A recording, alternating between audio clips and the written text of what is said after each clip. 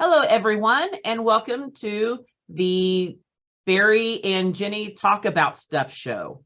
It's the end of the year, right? Are we not ranting anymore? Are we not ranting anymore? We can rant, but it's the holidays. I mean, I think this, you know what? This is a very special episode of the Barry and Ginnie Rant show because it's end of the year. We're happy. Are you happy, Barry? Hilarious. You are hilarious. And ecstatic. Yes, I'm ecstatic. So at the top of this, whatever we're doing, how do people find your writing? Like, give us the website. They go to friedmanoftheplains.com on Substack. Friedman of the Plains. It's a long story or a short story. And that's where they can find me. Everything is glommed there. Everything is just pushed to that, from the Esquire stuff and the progressive populist stuff and the other writing. It all goes to friedmanoftheplains.com. There you go. Barry Friedman, local comic, writer, deep thinker. The local, do you have to say local? Do you have to hurt me like that? Well, are you international? Well, I guess you are international. You go on a cruise every year and allegedly work. Okay, we'll do that. And it's good to see you again. Let's just, the elephant in the room. It's good to see you again. Yes, I'm here. You are still the Tulsa World editorials editor. Still doing that gig. The whole place is in a consignment shop at this moment. Good for you. We are plugging along with local journalism, I'll tell you. It looks a little different, but we're still there. So, but happy Hanukkah. It's the holidays. You're right in the middle of it. Yes, third night. And Merry Christmas to you. See, we did that. How about that? And the world did not fall apart. It's still around. So the Hanukkah thing. But yeah. I've always been fascinated by Hanukkah, mainly because it goes on for like 8 days. Right. Seems like a long time. I like the food. I think if we were to put Hanukkah food up against Christmas food, I think Hanukkah wins because it's a lot of fried food. And that's excellent. The jelly donuts. I never quite got the ham anyway. I don't really like ham, but the ham and the turkey, although I did have a turkey breast for Thanksgiving, you know, the boneless turkey breast. Right. Right. That is the way to go. Oh, yeah, it's excellent. Well, you know, are you saying that ham wasn't around in ancient Middle Eastern cuisine and potatoes? You think that? No, I just don't like the sight of the ham in the middle of the table. And I don't like the taste of the ham. And usually if it's surrounded by pineapples and milk, it really seemed like a bad idea. And there's the whole, I mean, if you don't keep kosher, and I don't keep kosher, I've never kept kosher, but ham is just too much. Ham just really spits on generations of Jews, whereas bacon doesn't. Bacon's okay. Bacon's okay. My father, may he rest in peace, had less of a problem with bacon than he did sausage, and I actually understand that. So on the hierarchy of kosher crimes, you'd have, you know, there's hams at the top. Okay. Hams out. And then sausage, right? And then bacon. Well, not actually then bacon. And then like cheeseburgers and stuff. You really can't combine dairy. Oh, that's right. That's right. Yeah, but ham is really at the top. You know, it just no ham. Ham just says, you know, Jews not welcome. Well, we'll be having ham on my Christmas table, so I'll have. I'm not coming over. Well, I want my own. I want you to make me some. You know, leave out some cold jelly donuts. I mean, to me, I think that. I mean, you fry potatoes, fried donut. I mean, I think you guys win that contest. I mean, by Oklahoma standards, I mean it's basically like a state fair of a holiday. You just fry a lot of things, right? Because it's celebrating the oil that lasted, and I think that's right. It's not just that. Now, last year with Washington Post, actually, I'm going to drop a name here, but only because I have to.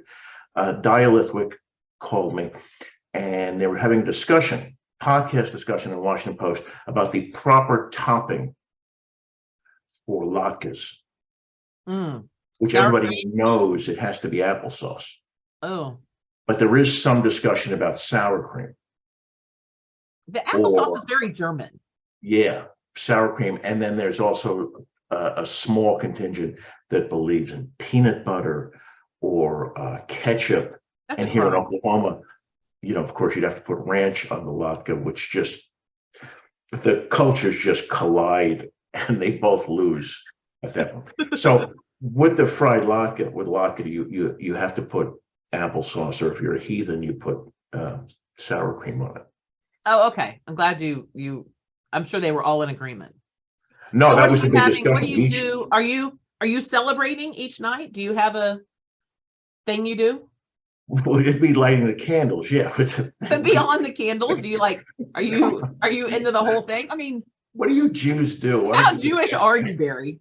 That's what I'm asking. Well, Do you get to like the fourth night and you're like, I'm good? I mean, no, you do light candles every night, and we light candles every night when we get the menorah down from the attic. Some years it doesn't quite make it down, but we think about it. Now, you have the candles and you light them and you do the prayers. Or, as Jews entered modernity, they had the electric menorah. So you just pretty much just screw in the light bulbs as you're saying the prayers. Yeah. seems a little, I don't know. So And let me just say, are you exchanging gifts? We do exchange gifts, although we haven't exchanged them yet. The reason we didn't exchange them yet is because Melissa and I got married this year and we went to Iceland, and then her son and I decided to buy her a laptop for some reason. And then we decided, well, this is going to be your present for a couple of Hanukkahs, a couple of Christmases, a couple of birthdays, and a couple of Valentine's Days. So we don't really have to give her anything this year, but that doesn't really work. Yeah, you might rethink that idea. Yeah, I got to get her something. So I'm going to get her something right. But so that's what we would do. And of course, Gregory gets gifts. Now, we never did the 8 gifts every night. We did the one gift, even growing up, had one gift, the major gift on night 1. Did you get like a big gift? Was it like what was your big gift? Like when you were growing up? Oh, I got a stereo one year. That's pretty good. Got a stereo one year, yeah. So that's like not socks. No, not socks. No, but it was always one big gift. And, so speaking of this whole Christmas Hanukkah thing, yeah, you think there is still a war on Christmas? It was never a war on Christmas. But of all the nonsense, I think it's died down. I mean, it came from Bill O'Reilly, right? And it was picked up by Trump and a number of Republicans that somehow they couldn't celebrate Christmas because every Target cashier said happy holidays or season greetings instead of Merry Christmas. And somehow that ruined their holiday because somebody was trying to be inclusive to other cultures. It just was the strangest thing, even on if you accepted the notion that people weren't saying Merry Christmas because they thought maybe somebody wasn't Christian. Oh my God, how do we survive as a nation? If you say, hey, I'm not going to assume you celebrate what I celebrate, so I know it's a holiday season, so happy holidays. Where's the crime? It was never about the holidays. It was about the larger cultural war about fear that people who don't think like us are going to force us into something. Like if whoever they are, the liberals, the non-Christians, if they can take away our Christmas, then they'll make us marry gay people or whatever they think, or indoctrinate us into whatever. I mean, I think it was, and it's never ending because there's no way to win, this war on Christmas, as the Fox News editorial entertainers said. So, but I think that, and I mean, this started back in the early 2000s. And I just think a lot has changed. And I don't get the sense that fervor, those boycotts, remember all that? Yeah. I don't think that's there anymore. There wasn't enough to be there. And the sense, I want to read you something, but the sense is that the more commercialized you make the holiday, the more inclusive you make the holiday, the more people enjoy the holiday, which really should be the point. Can I just read you something from Operation Shylock by Philip Roth? Okay. Your favorite author. There's actually something not more than just snarky here, all right? This is from a speech that he gives in the middle of the book. The radio was playing Easter Parade, and I thought, but this is a Jewish genius on the par with the 10 Commandments. God gave Moses the 10 Commandments, and then he gave Irving Berlin Easter Parade and White Christmas, the two holidays that celebrate the divinity of Christ, the divinity that's the very heart of the Jewish rejection of Christianity. And what does Irving Berlin brilliantly do? He de-Christs them both. Easter he turns into a fashion show, and Christmas into a holiday about snow. Gone is the gore and the murder of Christ. Down with the crucifix and up with the bonnet. He turns their religion into schlock, but nicely. Nicely. That's pretty cynical, though. Do you think Yes. Irving Berlin was that cynical? No, I don't think Irving Berlin was. I think he was out for a buck. I think Philip Roth was. But the fact is, if that allows Jews or any non-Christian to enjoy the holiday, what's wrong with that? That we don't celebrate the birthday of Christ, who probably wasn't born here anyway, so that's an accommodation with the season. So what's the problem with more people enjoying the thing of Christmas, the giving gifts, the family, the getting together? Where's the crime? I mean, I'm not going to argue with you on that. I do think that there has been a lot of change since this faux war began. That I think that there are younger people who are becoming more, they're just not joining Christian churches like they did. I mean, study after study shows there's a diversification of faith in the country and non-faith. And I think that everyone kind of looks at it a little different. I don't think that anger from the population Bill O'Reilly was targeting is there anymore. I think people realize it was just a made up thing to rile a base. And I do think it was not about the holidays or Christmas. I think it was about the larger, attack on what they perceive as progressive agendas or liberalism or whatever it is. They put it in the same boat of all the other issues. And I think this was, and like I say earlier, it's never ending. So they can always go back to this and pull it out when they need. Like, oh, look, Starbucks, they have a snowman on their cup instead of, a cross or whatever it is. It's something to always have outrage. And I think that plays into it. But I don't know if it's there anymore. I don't feel it, but I don't know whether you do either. No, I mean, I always thought that it was cynical. It was so cynical that it ginned up the right and the left, that the left felt the need to respond to it, and the right felt the need to crow about the fact. I think even Trump said that he brought Christmas back, as if it went anywhere. But it did feel like, not only I agree with you that it was never ending, but it was easy to declare victory. Or not, or if they, meaning the, I don't even know what to call them, provocateurs, feel like they're losing ground, then they pull it back up. Right. And say, oh, look here. I mean, because there's no win to it. I mean, what is considered a win? That everyone says Merry Christmas? No, that's absurd. And there are like tons of holidays. I want to celebrate them all. Like I say, I want to have the jelly donuts. You invite me over to have the, what do you call them? There's a name. What chili? What donuts? The jelly donut. It begins with an S. I've only seen it written. I've never heard it. Jelly donuts begin with an S. I should know this, but I'm a really bad Jew. I don't know. Jelly donuts with an S. I'll look it up. And you asked me why I asked you if you celebrated. I'm the worst Jew to have on to talk about this, but jelly donuts with an S. Hold on. I'm not going to get. I won't get rid of it. Well, we should probably move on, right? Because it's easier. So I also love Festivus because it's a made-up holiday that Seinfeld created on a sitcom, and I love it because I actually understand the idea of wanting to sit everyone down and explaining why they've disappointed you this year. Mm-hmm. Did you ever watch that? I did, sure. Oh yeah. It's the only episode that Tracy Letts, Oklahoma's Tracy Letts, was on. He was a he was a character on that show, on that one episode, which I always thought was kind of funny. So I'm thinking, what disappointed me this year? Voter turnout. Mm-hmm. One. Oklahoma has one of, I think, probably the lowest voter turnout now. There are ways to fix it. It won't get done because the supermajority doesn't want to mess with their power. So low voter turnout. The politicalization of public schools and the attack on public education. And I'm just going to say it, Elon Musk. What a guy that is. Yeah. I'm just watching Twitter to see how many, see how many bodies are in the wake of that when it finally, because it won't be around in a year. It'll be gone, right? The thing with Musk is, and I get it, like you, and guess me, like many people, I don't know how much to care about it. I don't. It's just watching a traffic accident that won't end. Right. And but remember when we turned the Golden Driller into a Tesla t-shirt because we wanted Tesla here so bad? Right. And it was embarrassing.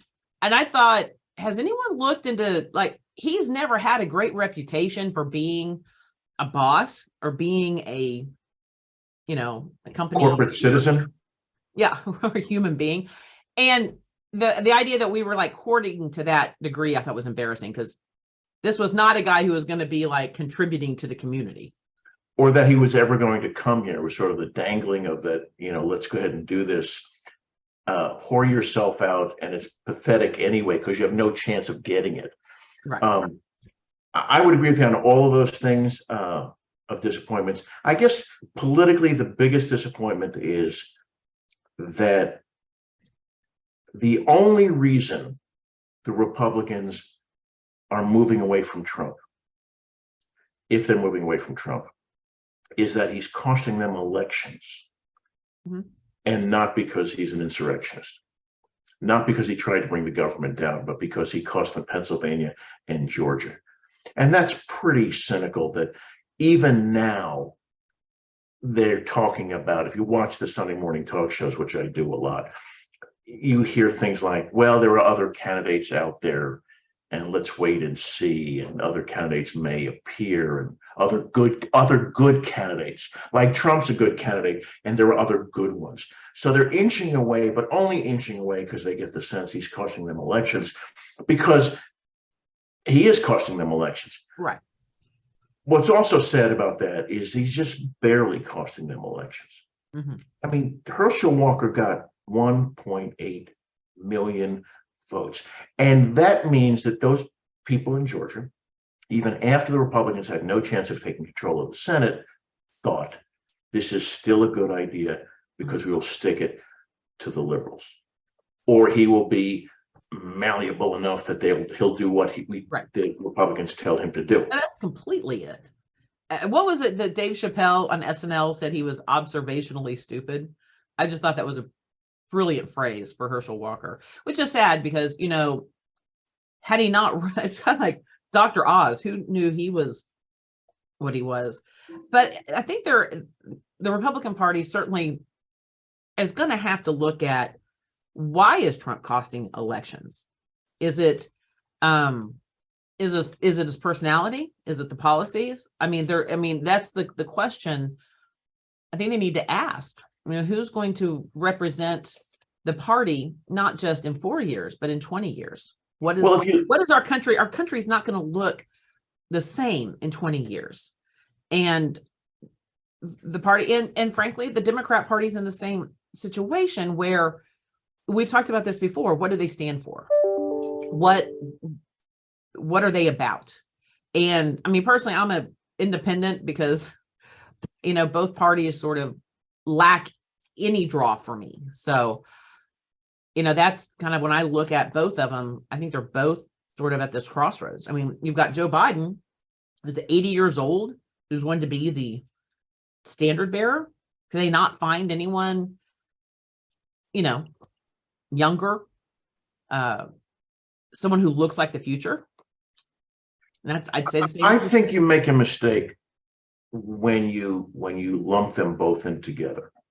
Right. There is a difference. The Democrats have not attacked the Capitol. Right. And if you want to argue about, you don't lose friends over tax policy, and you don't lose friends over environmental policy. You lose friends over, we're talking about a man who tried to bring down the government, and we're supposed to have a rational discussion. I'm supposed to understand and respect your opinion on why that isn't such a bad thing. Because Hillary did something, the refrain for years has always been, but her emails. That there's always a corresponding the both siders. I think, to answer your original question, I think they are turning away from Trump, and it's purely personality. Because if you look at Ron DeSantis, and you look at, let's say, Asa Hutchinson, or even Chris Christie, God forbid, but if you look at those three candidates, DeSantis is running to the right of Trump, and he's got traction. And right now, if you had to bet, you'd say he'd be the nominee, which means Republicans are not saying about Trump, oh, he's too conservative. I mean, I think we might actually get to a point where we will look longingly back and go, wish we had the calm and maturity and the ability to compromise from Trump. We don't have that now, right? The question is, so DeSantis moves to the right. I had a quite, conversation with David Blatt yesterday. It's like, well, if Trump's out of the race, does DeSantis pull back from the right? They keep finding room to the right of these candidates, and I don't think there's any room left. They're hitting the wall now, but they keep finding. Well, certainly in the primaries. I mean, we've seen that just locally. So, which was also scary. And as you pointed out, racist. It's not just politically, it's racist. It's scary. It's what's the word? Christo-fascist. I mean, it really is advocating we are a Christian nation. And that's what we are supposed to be. Now, okay, so Jim Langford doesn't go there. So he's a moderate now because you found some room on the right of him. I mean, is there anybody to the right of our new education superintendent? Is there a place to the right of Ryan Walters? I'm sure there is. I'm sure it will be found. We'll find out. So what else has disappointed you this year? General lack of movement on climate change and crime and guns and Alzheimer's and on and on and on.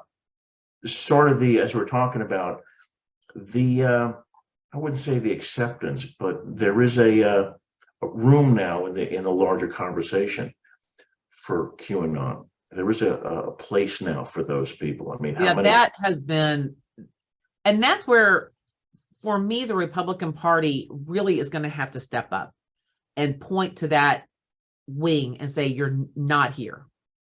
We need more leaders in the party to say, no, your conspiracy theory that JFK is alive is, and whatever. No, you're not. That's not being political. That's like almost a break in reality in some cases. Mitch McConnell actually said that about Marjorie Taylor Greene. He actually came out and said that last year, and it did no good. I don't know whether Mitch McConnell was the wrong spokesperson for that, but Greene winning re-election and Boebert winning re-election and Gosar winning re-election is not a good sign for Republicans who would step up. I mean, there was a point where Kevin McCarthy could have said, and I guess Mitch McConnell could have said on January, whenever they had the second impeachment vote to impeach. Let's excise this from our party, to do exactly what you're saying. That's not the Republican Party. He's not the Republican Party. And they didn't step up. And they didn't step up because they thought it'll cost us more votes stepping up than it'll cost us votes if we don't.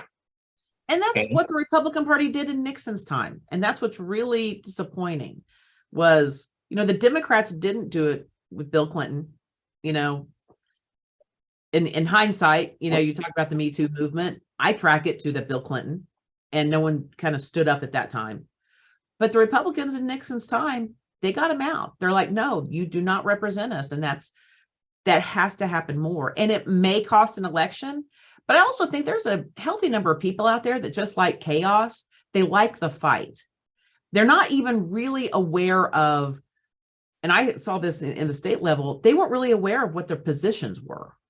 They just knew that person was sticking it to the bureaucracy, the mainstream, the whoever. And so there's a little bit, a lot on the electorate to just not know or not be curious enough to find out more for themselves of who they're voting for. And in this state, they're voting for party. The Republican Party as a brand, as we've spoken about, has a lot of power. And so there are people voting Republican, not really knowing who the individual is. And sometimes that individual is, as we saw almost, a anti-Semitic white supremacist in one case. What I've noticed is there is a sense that if government doesn't work for you, and hasn't worked for you and your family, and someone comes along and says, I hear you, it doesn't work, period, let's trash the whole thing. And it also doesn't work for you because government's working for these people who are not as deserving as you. I can see where that message would resonate. Right. Right. You would like to think, all right, even with that being said, if that party then tries to overthrow the government, I think your inability to get a permit to do whatever you want to do should take a back seat to that. But I'm not sure that's the case anymore. I mean, you say, what, we talked about that child care credit last time, right? Right. There are plenty of Republican single mothers getting that $200-300 a month from the government, that when they extended the tax credit that Joe Manchin and Sinema and every Republican voted against because it was inflationary. That was $300 a month people are no longer getting. That's a real thing to me, right? So you have that real $300 a month not coming in. And then you have some transsexual playing field hockey in Indiana. How can that possibly matter to you as much as that $300 that Republicans took away from you? But Republicans are now saying to you, they won't play field hockey with your daughter. They won't urinate next to your son. That was that always been, it's confounded me, is how those two issues can actually both resonate with people who vote. The second thing was that it still seems to me that Republicans win the strength notion. Which candidate's stronger, which one will stand up, which one will speak up. And there is that sense that Trump, because he's unfiltered, that was part of his strength, even though what he was saying was insane or racist or whatever it was. It didn't matter. He was strong in saying it. And I still don't know if there are Democrats, though. I mean, there are some, but you have to get into the weeds, right, to see it.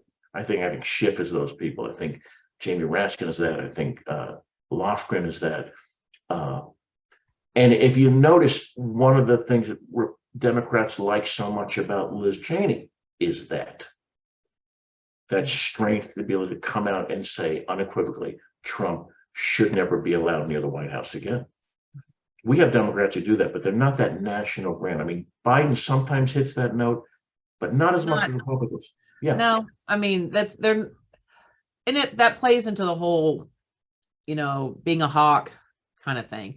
And you mentioned like the transgender, the wedge issues versus the actual issues. And that goes back to that war on Christmas to me.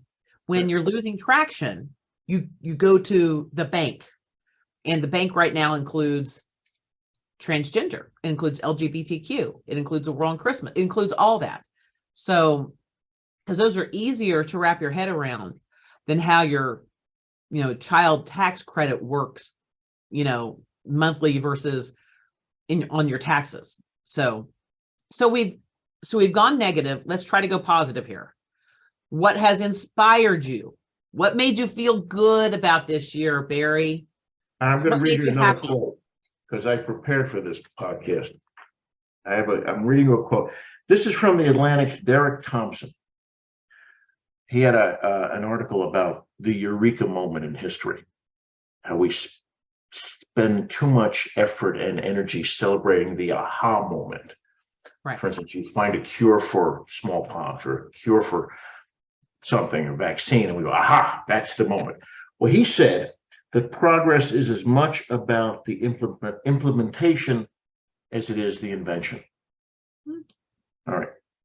So with that in mind, we are making progress on things that make our lives better. If you think about the vaccine, the COVID vaccine, right? It was fast-tracked under the Trump administration, and the Biden administration implemented it. Now, what stopped it from really succeeding was people stopped taking it or didn't want it, right? But that was an example of something that actually worked in this country and worked pretty quickly in this country.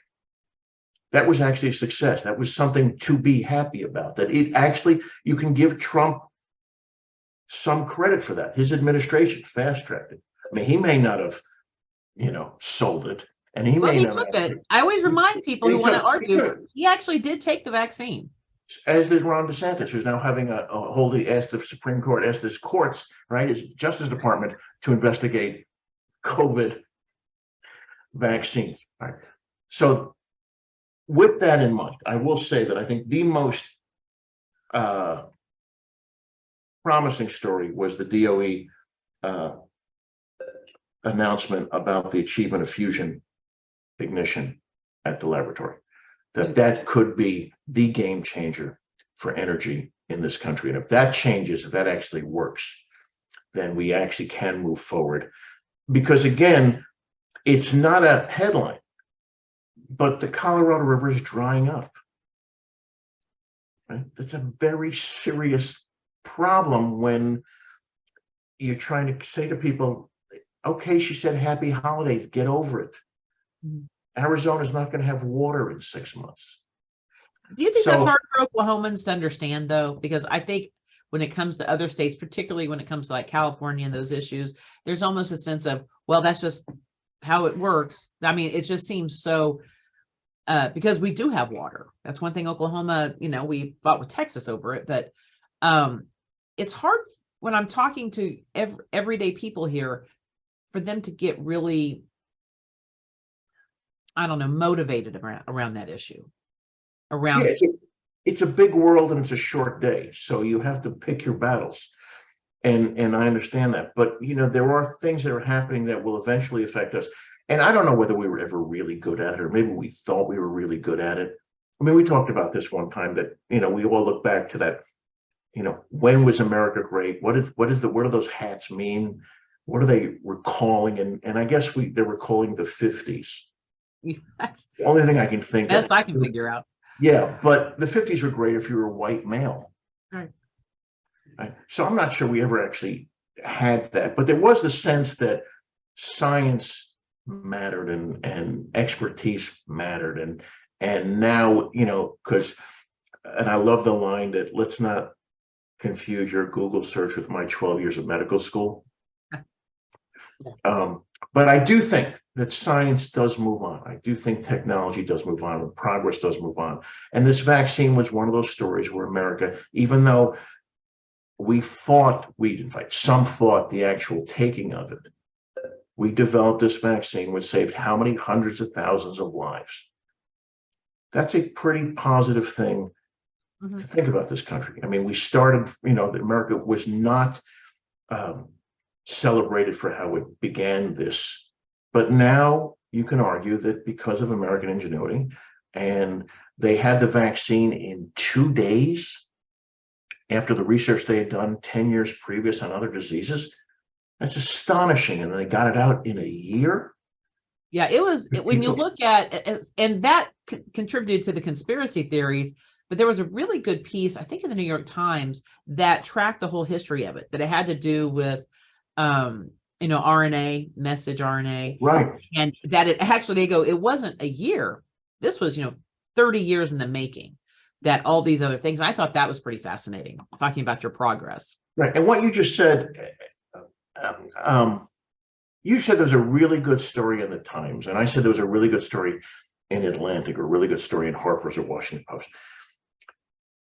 Who says there was a really good story on OAN? It was a really good story on Fox. I mean, what journalism is the right doing on these stories to talk about the 30 years of research? I have had people like you, they're always, I'm viewed as, which is kind of funny, I'm viewed as this super liberal progressive by certain people. And they're always trying to get me to watch Tucker Carlson. I said, I don't watch any of those shows. I said, I'm a reader. They're like, oh, you have to watch Tucker Carlson. He's the best journalist out there. I'm like, he's not a journalist any more than I would say Rachel Maddow is. I think Rachel does more homework to know how she's arguing, but if you were to ask her, she's an editorialist.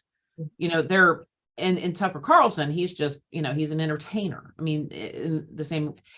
And so there are still, I think, and that's an interesting change in the future that I think that as a community, we're going to have to think about how you consume media, how you get news, and how we view it.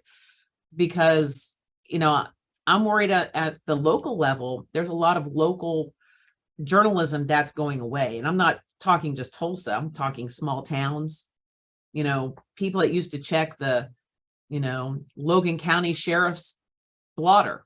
That person's not there anymore. So, there is kind of that interesting, we talk about the future and what lies ahead.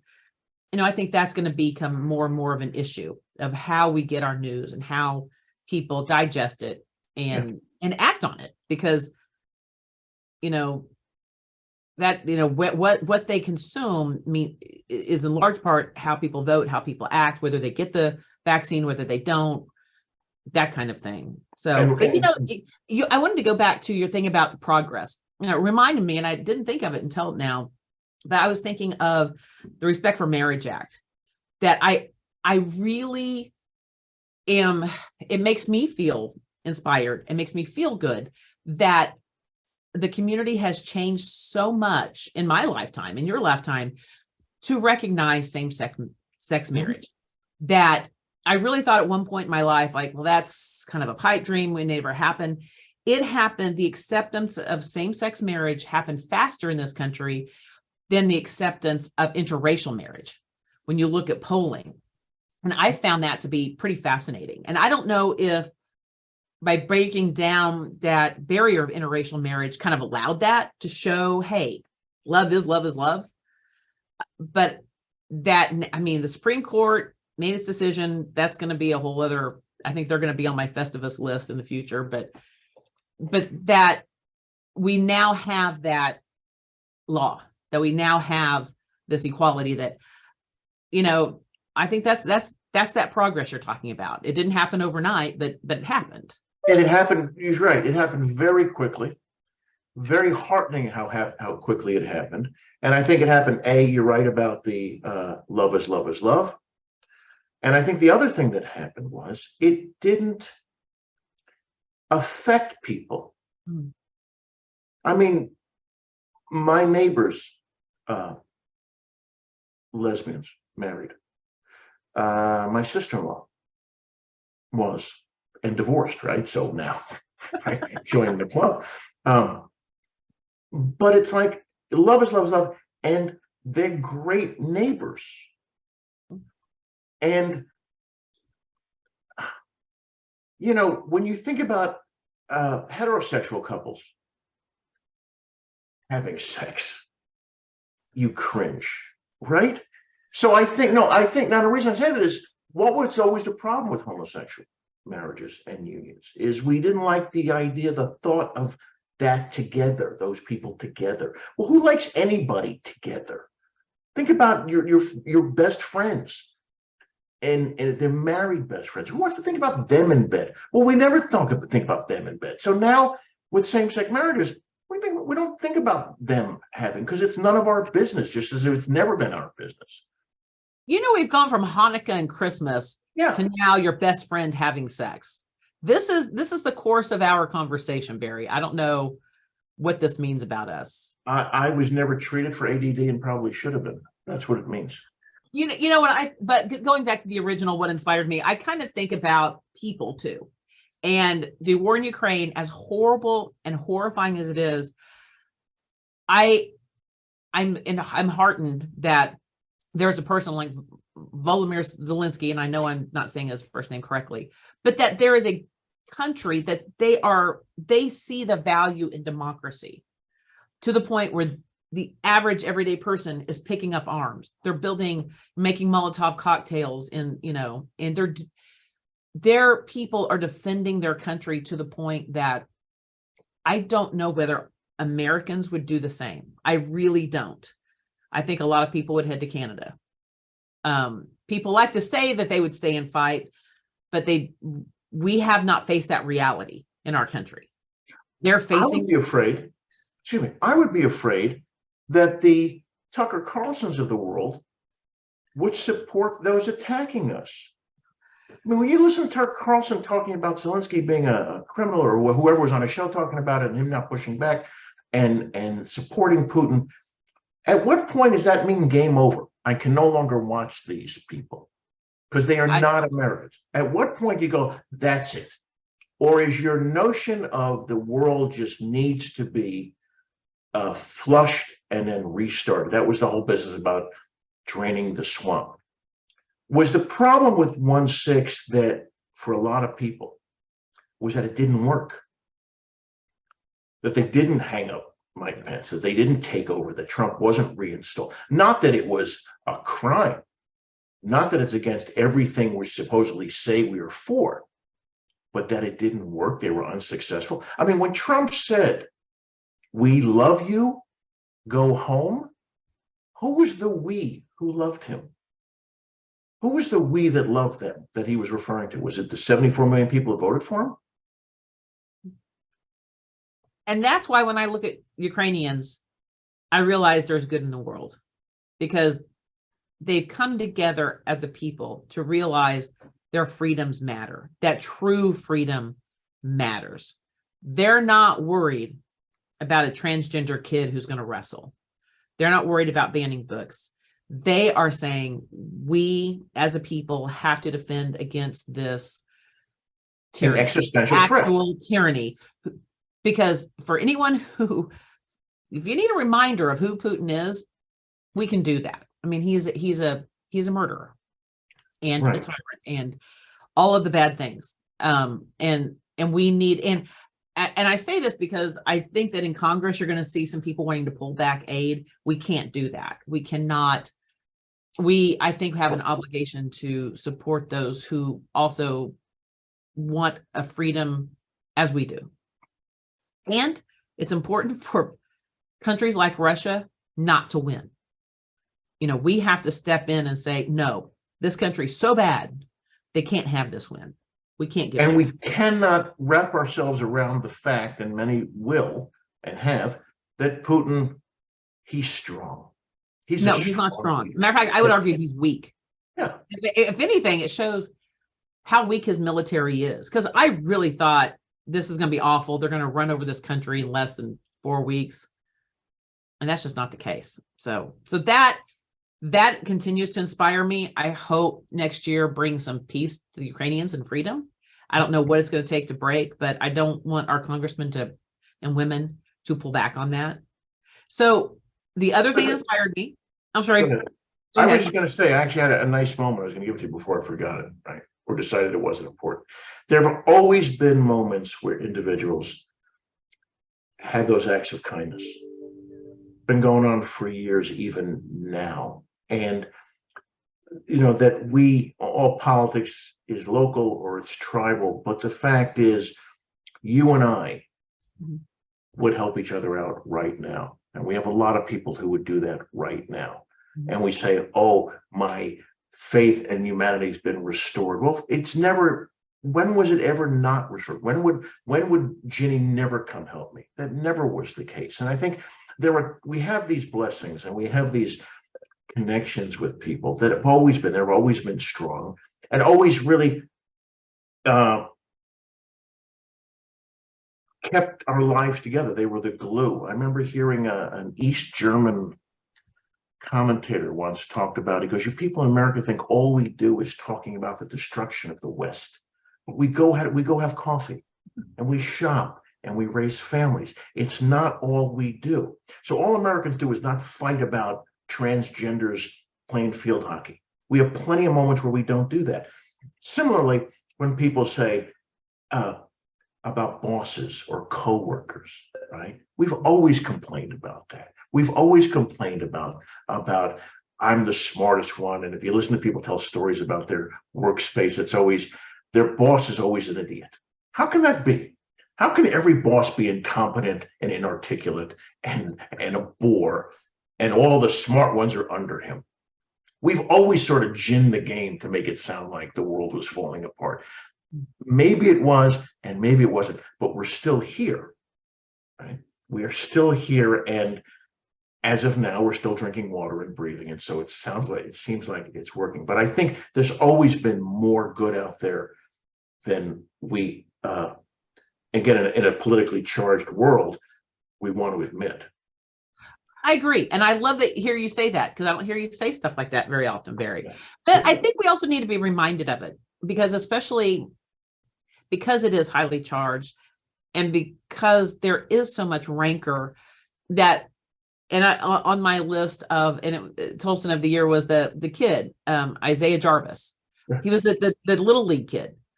I mean, what a cool moment. And even he got criticized. I remember sports radio's like, he was the kid who got hit in the head by a baseball, got up, saw that the pitcher, another kid, was rattled by it, which it's nice that there's a kid rattled by it, that you should be rattled when that happens.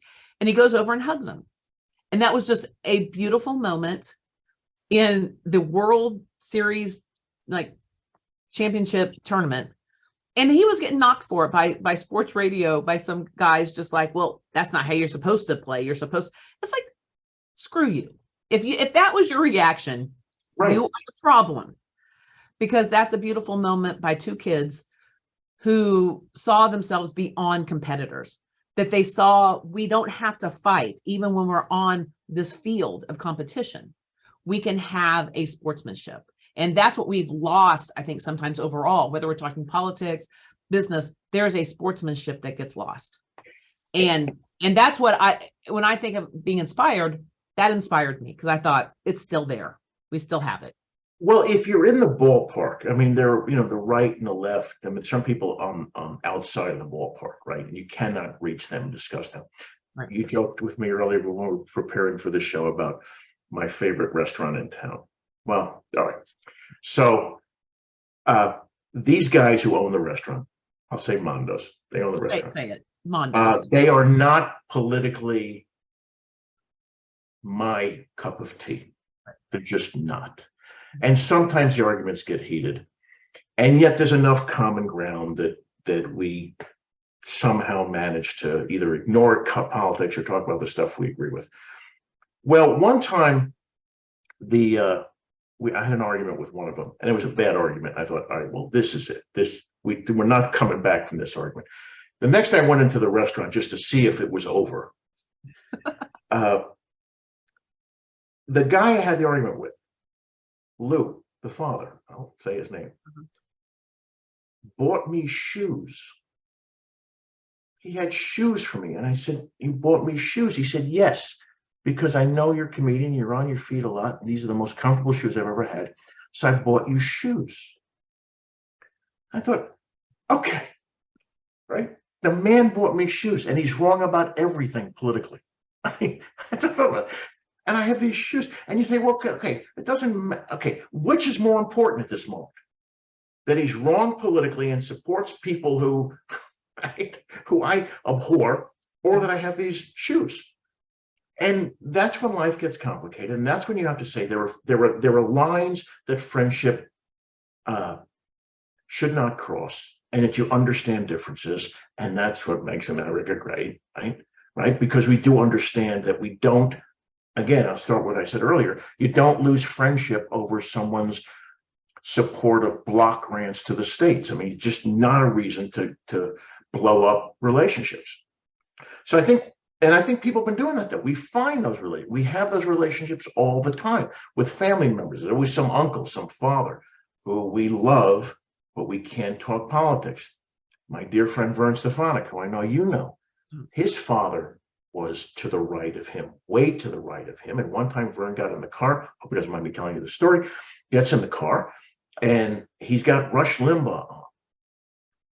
And his father just starts, and Vern just said, we're not going to listen to it, and just turned it off, right? Because he's his father, right? My father. And you don't, again, lose fathers and sons because he listens to Rush Limbaugh. We've always done that. What now the problem is, you cannot do that with the Marjorie Green Taylors of the world, with the Tucker Carlsons. How do you talk to them? Where's the conversation? So if there's a common ground, yeah, I think we should exploit it. We should stay in there. But understand that we're not all hoping for the same thing. And that's what the 1/6 insurrection and those who support Trump. That's why it was so scary.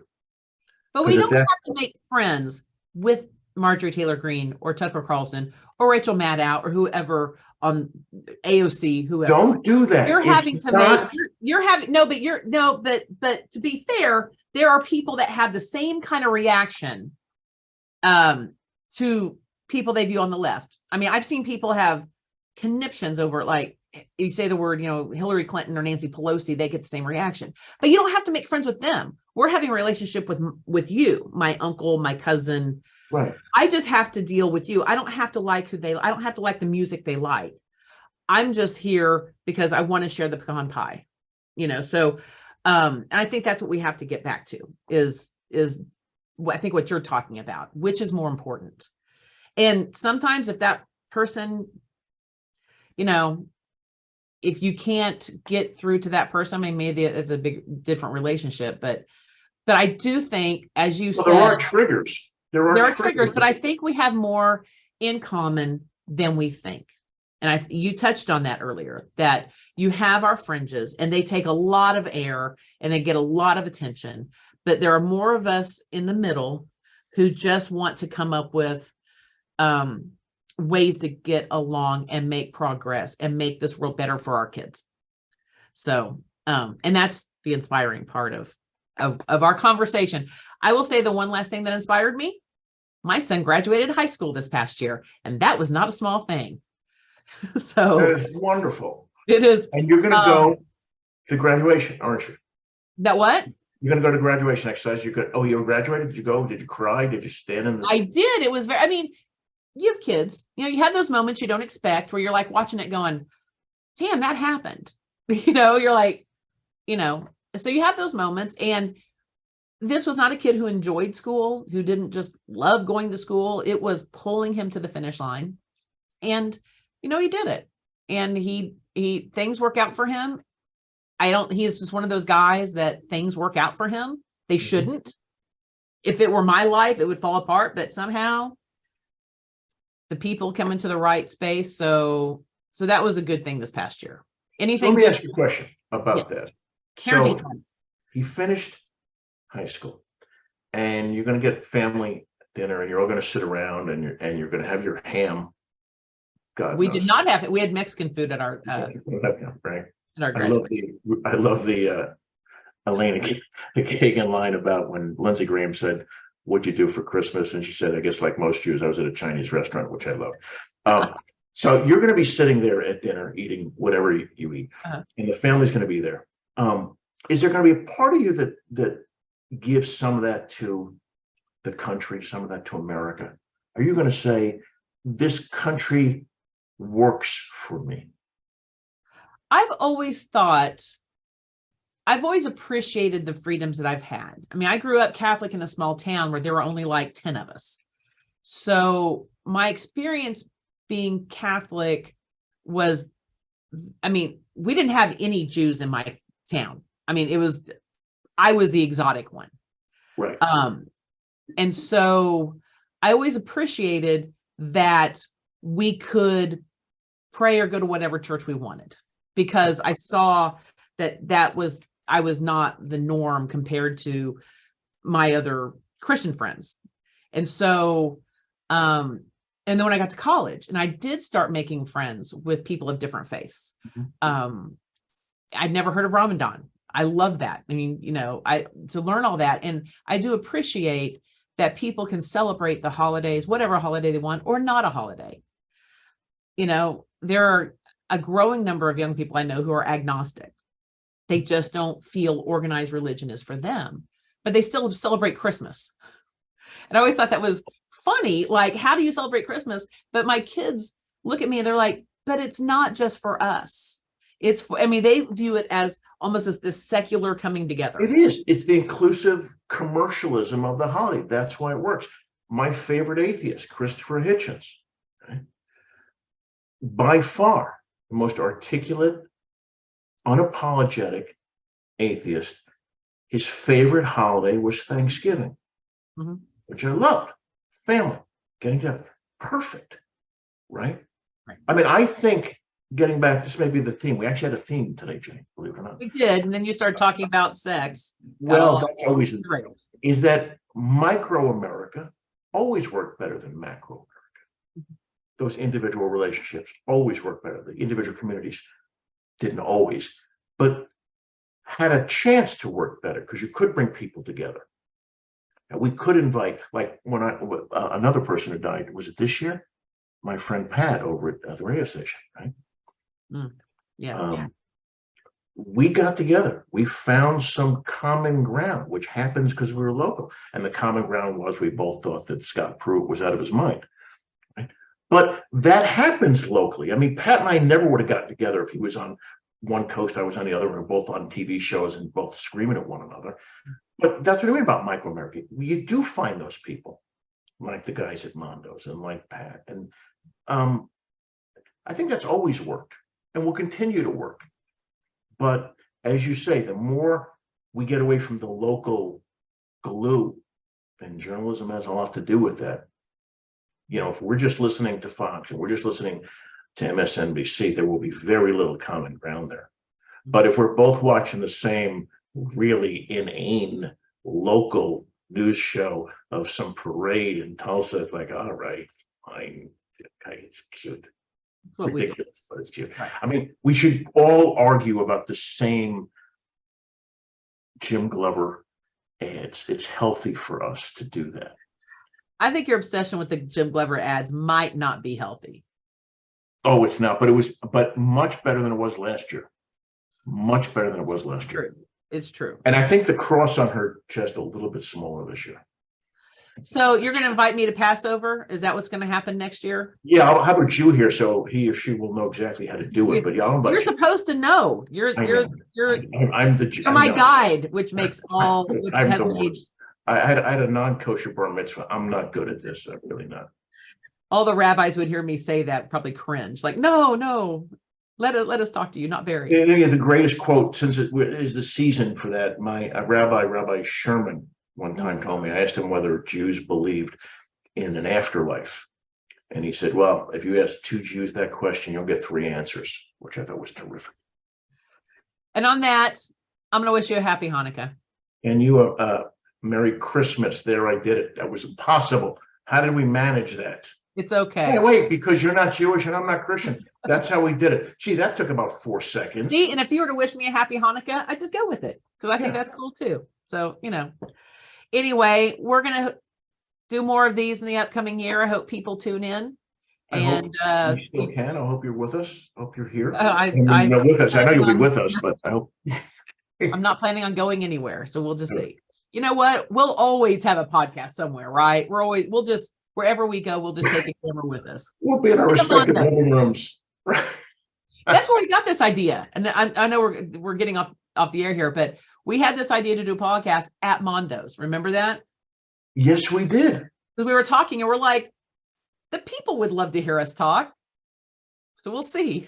We should do it there. Wear my new shoes. We should and talk about the shoes. Well, anyway, I do hope everyone has a happy holidays and we will see you in the next year. Sounds good. All right. Bye-bye.